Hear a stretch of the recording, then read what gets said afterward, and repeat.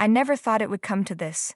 Standing there, caught in the middle of something I couldn't talk my way out of, I felt every part of my carefully crafted life shatter.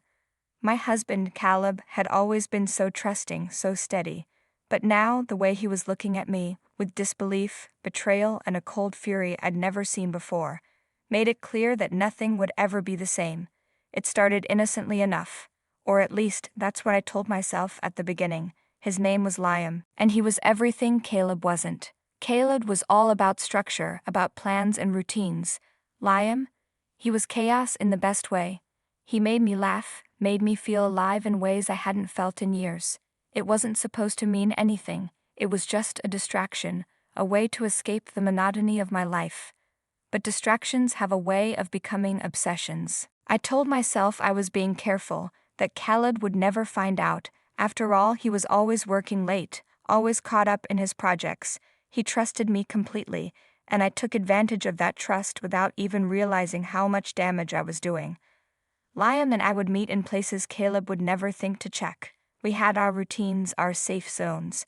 But the problem with routines is that they make you careless. One night, I came home to find Caleb waiting for me in the living room. He was calm, too calm. "How was your evening?" he asked, his tone so casual it immediately put me on edge. "Fine," I said, forcing a smile. "Just had dinner with a friend." He nodded, his eyes never leaving mine. "Which friend?" The question caught me off guard, but I recovered quickly. "Sarah," I said. "You don't know her." Caleb just smiled, a tight, knowing smile that sent a chill down my spine. That was the first sign that something was wrong. Over the next few days, Caleb started acting differently. He was quieter, more observant. I would catch him watching me out of the corner of his eye, his expression unreadable. And then, one day, he mentioned a work trip. He'd be gone for the weekend, he said, leaving Friday afternoon and returning late Sunday night. I felt a wave of relief. With Caleb out of town, I could see Liam without having to look over my shoulder. When Friday came, I kissed Caleb goodbye and watched him drive away, a sense of freedom washing over me. I wasted no time calling Liam, arranging to meet at his place. That night, I was reckless. Liam and I laughed, talked, and indulged in the kind of carefree passion that had drawn me to him in the first place.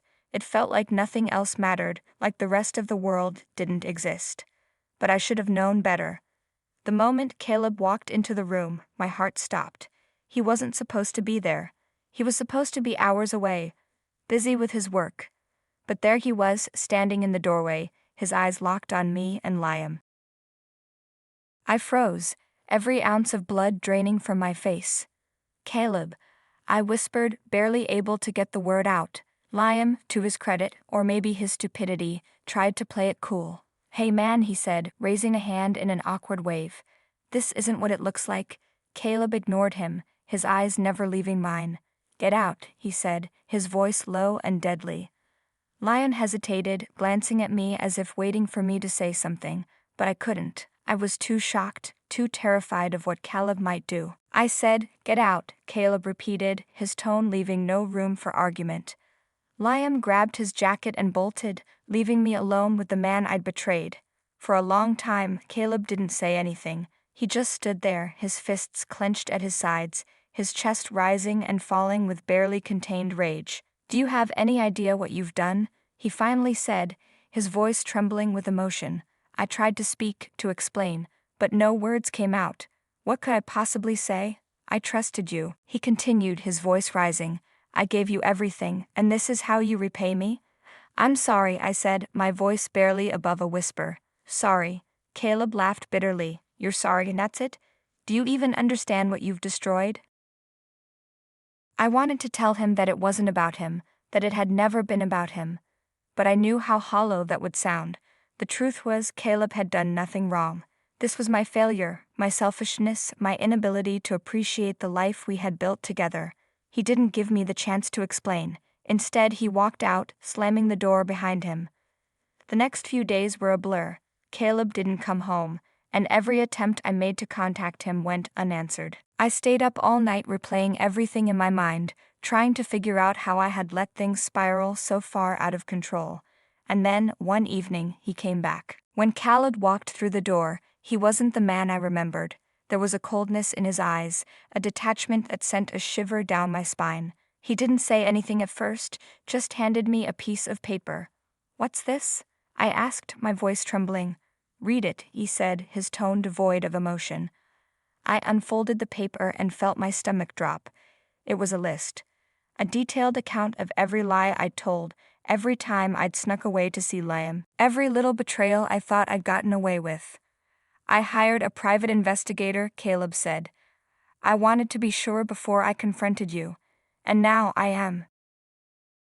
Tears streamed down my face as I read the list, the weight of my actions crashing down on me. "Caleb, please," I begged. "I'll do anything to make this right." He looked at me, his expression unreadable. "You don't get to decide that," he said. "You lost that right the moment you betrayed me." I tried to reach out to him, but he stepped back, his walls firmly in place.